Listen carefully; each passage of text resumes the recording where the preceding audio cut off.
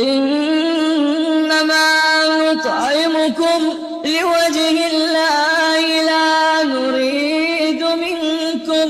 جزاء ولا شكورا إنا نخاف من ربنا يوما عبوسا قمطريرا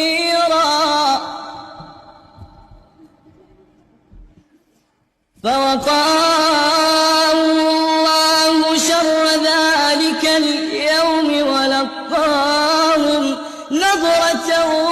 وسرورا